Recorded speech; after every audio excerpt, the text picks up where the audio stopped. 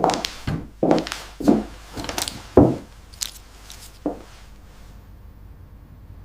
am 74 years old and I'm sitting here at my kitchen table in the middle of the afternoon with light coming through the window that makes everything look washed out and tired.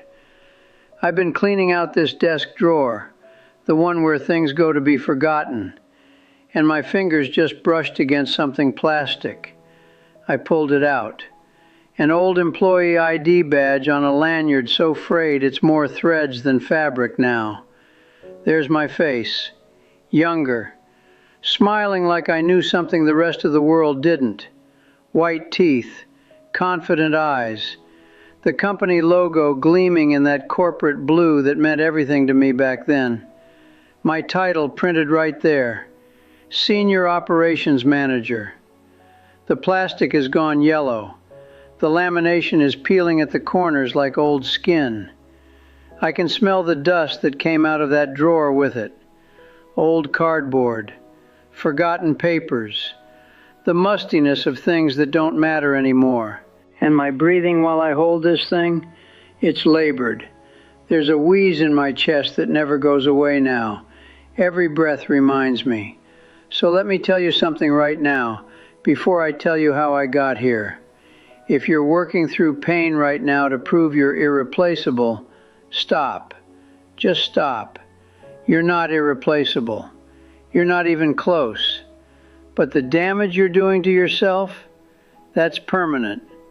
That's yours to keep forever. I learned that the hardest way a man can learn anything. 8 years I gave them. 8 years. I believed something back then that seems so stupid to me now I can barely stand to admit it. I believed loyalty was currency.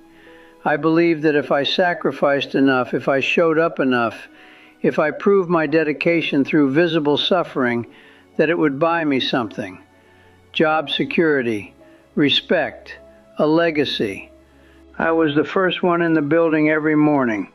I'm talking 6 a.m., sometimes 5:30. The cleaning crew would still be vacuuming.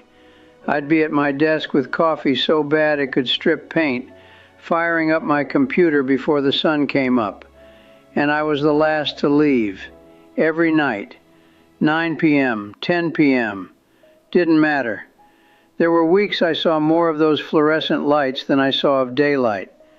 I worked through everything. Migraines that made my vision blur, pop some pills, keep typing. That cough that started rattling around in my chest every winter. Just allergies. Just the air quality in the building. Just stress. It was never just a cough. I knew it wasn't just a cough. But I told myself it was, because admitting it was something worse meant taking time off, and taking time off meant being weak. The doctor's office called to remind me about appointments I'd scheduled. I canceled them. Too busy. Quarterly reviews coming up. Big project deadline. Always something more important than the tightness in my chest or the way I couldn't quite catch my breath after climbing the stairs. I'd swallow over-the-counter pills with cold coffee at my desk. I wore my exhaustion like other men wear expensive watches, a status symbol, proof of my commitment. My colleagues started calling me the machine. I loved that. I actually loved that. Management would nod approvingly during reviews. Dedicated, they'd write. Goes above and beyond. Those words felt like oxygen to me, better than oxygen. I thought I was building something. I told myself that rest was for people who were replaceable, that my body's warnings were just weakness trying to slow me down. I measured my worth in hours logged, emails sent at 2 in the morning, sick days on my record that stayed at 0, year after year after year. I was so proud of that 0. What an idiot I was. It happened during the Q4 review meeting, 3rd floor conference room, the one with the long table and the windows that don't open, and that particular smell of old coffee and recycled air. I was standing at the head of that table presenting quarterly metrics, PowerPoint on the screen behind me, 14 people sitting there watching me, most of them looking at their phones, half listening. I remember the exact moment. I was talking about operational efficiency improvements, about the numbers we'd hit, and my chest tightened. Not the usual tightness, not stress, something else.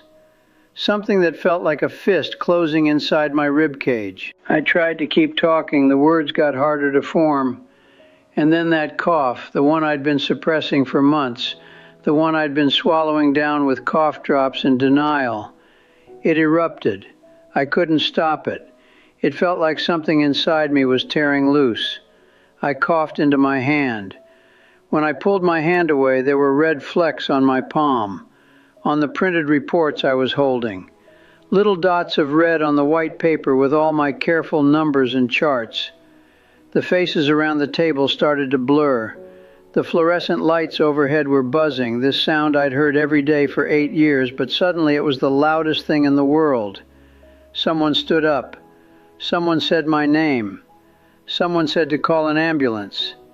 The ceiling tiles. I remember counting the ceiling tiles. There was a stain on one of them, water damage shaped like a hand. I'd never noticed it before. The paramedics came. The elevator ride down was so slow. The ambulance smelled like antiseptic and something else. Fear. It smelled like fear. Or maybe that was just me. The hospital. The emergency room. Bright lights and people moving fast, and that smell. That hospital smell of disinfectant trying to cover up everything wrong with the human body. The doctor's face when he came back with the results. Advanced pneumonia, scarred lung tissue, from untreated infections, plural. Infections I'd worked through, coughed through, ignored. 3 weeks I was in that hospital bed.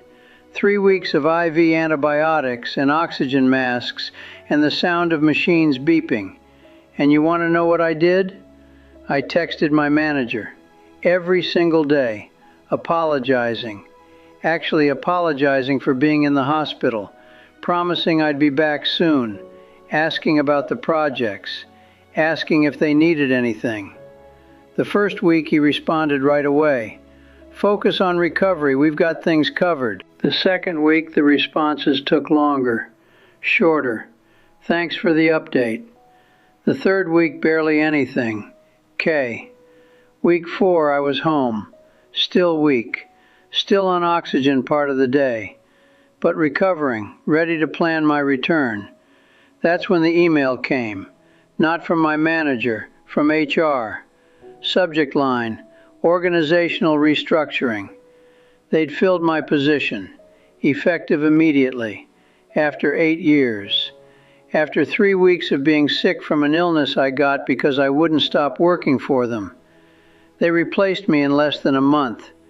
The email was 3 paragraphs, professional, cold. My benefits would continue through the end of the month. I could schedule a time to pick up my personal items from my desk. They wished me well in my future endeavors. Future endeavors, like I had a future. Like my lungs weren't permanently scarred from choosing them over my own health. Now that ID badge sits here on my kitchen table. That smile. That title that means nothing. Senior Operations Manager of a job that doesn't exist anymore, not for me. The apartment is quiet except for the sound of my oxygen concentrator. It runs in the bedroom. A rhythmic hiss that I hear every moment of every day. The sound of the permanent damage I did to myself for a company that forgot about me before my desk was cleaned out. I looked up my replacement on LinkedIn. Same title. Same desk, probably. Maybe even the same coffee mug I left behind. He looks young, eager. His profile says he's excited to contribute to the team. I wonder if he works through his lunch. I wonder if he's starting to develop a cough. The company newsletter comes to my old email address sometimes. I still get it. They never mention my departure. Not a word. 8 years. Not even a line in the employee updates section. We wish to thank nothing. I was erased faster than it takes for the ink on a business card to fade. My lungs ache. Every breath, every single breath for the rest of my life will ache. The smell of my medications fills the bathroom cabinet. Sharp, chemical. A dozen orange bottles with my name on them and instructions I'll be following until I die. Probably earlier than I should because of the permanent damage. Mornings are the hardest. I wake up and for just a second, maybe 2 seconds, I forget. Then I remember. I have nowhere to be. No urgent emails. No meetings. No one needs me to prove my loyalty anymore. No one needs me at all. That badge is still here in my hand. That smile mocking me. The lanyard frayed. Everything about it deteriorating, just like my lungs. You. I'm talking to you now. Yes, you. The one watching this who's working with that headache right now. That chest pain you've been ignoring. That symptom you keep telling yourself you'll deal with later. That doctor's appointment you've been putting off because you're too busy. Because the project needs you. Because you can't afford to take the time. Listen to me. Your company has your replacement's resume already on file. Right now, today. They have contingency plans, organizational charts with your name in a box that can be erased and rewritten. You are a line item. You are a resource allocation. You are replaceable. But you, your body, you get one. One body, one life, one set of lungs, one heart, one chance. They will replace you before your desk chair gets cold. I promise you that. I am living proof. 3 weeks. That's all it took.